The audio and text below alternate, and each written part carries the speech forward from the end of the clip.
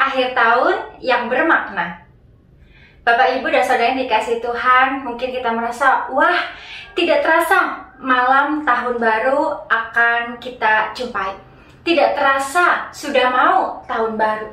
Cepat sekali waktu berjalan. Sekarang sudah sampai di penghujung tahun 2021. Mari kita mau mengisi akhir tahun ini menjadi akhir tahun yang bermakna. Bagaimana caranya? Yang pertama, mari kita bersyukur. Dalam 1 Tesalonika 5 ayat 18 mengatakan, mengucap syukurlah dalam segala hal, sebab itulah yang dikehendaki Allah di dalam Kristus Yesus bagi kamu. Kalau kita sudah berhasil menjalani tahun 2021 dan mengakhirinya, bukan karena kekuatan kita sendiri, tetapi Tuhan yang berkarya dalam hidup kita. Tentu ada banyak peristiwa yang kita alami di tahun 2021. Sukacita, ada tangis, ada duka, ada kesuksesan atau kegagalan. Semua itu kita alami di tahun 2021 dan kita yakini bahwa Tuhan hadir menyertai kita. Oleh karena itu, bersyukurlah. Yang kedua, mari kita punya keyakinan untuk terus melangkah bersama Yesus Kristus Sang Terang. Terus melangkah bersama Yesus Kristus karena dalam Yohanes pasal 8 ayat 12 sampai dengan 19 di sana disampaikan, akulah terang dunia, barang siapa mengikuti aku, ia tidak akan berjalan dalam kegelapan, melainkan ia akan mempunyai terang hidup. Kita meyakini bahwa kita tidak tahu pasti apa yang akan terjadi di tahun 2022. Bahkan terasa dunia ini gelap. Kita tidak tahu apa yang akan terjadi, apakah pandemi akan berlalu atau makin bertambah yang terpapar. Bagaimana dengan harga barang, apakah akan melambung tinggi naik, biaya hidup semakin mahal, apakah kejahatan semakin meningkat, atau hati nurani juga makin luntur, dan banyak hal yang kita tidak tahu pasti di tahun 2022.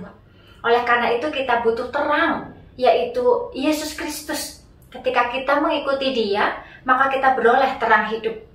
Terang hidup bukan berarti bebas dari persoalan dan pergumulan, tetapi ada ketenangan dan cerah ketika terang itu hadir. Bukankah kalau kita ada di dalam gua yang gelap, lalu ada lilin kecil yang memancarkan terangnya, maka kita bisa menikmati terang itu sekalipun ada di dalam gua yang gelap. Jadi mari kita mengikuti tuntunan Yesus Kristus Sang Terang Hidup. Kita tidak pernah tahu apa yang akan terjadi di tahun 2022. Akan tetapi ada jaminan dari Tuhan Yesus Kristus Sang Terang. Ketika kita mengikutinya, maka hidup kita ada dalam terang. Yang ketiga, mari kita meminta hikmat Tuhan. Dalam 1 Raja-Raja pasal 3 ayat 5 sampai dengan 14 di sana disampaikan, Salomo diberi kesempatan oleh Tuhan untuk meminta apa yang hendak Tuhan berikan kepada Salomo.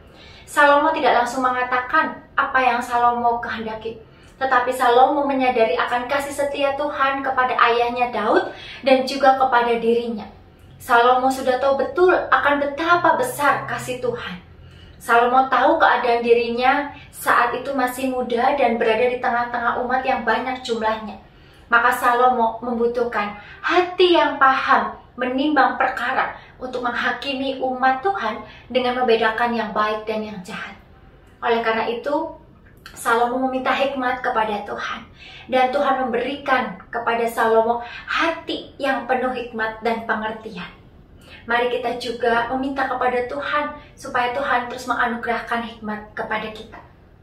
Mari kita kita akhiri tahun 2021 menjadi tahun yang bermakna dengan bersyukur kepada Tuhan untuk tahun 2021 dengan berbagai pengalaman yang ada di dalamnya.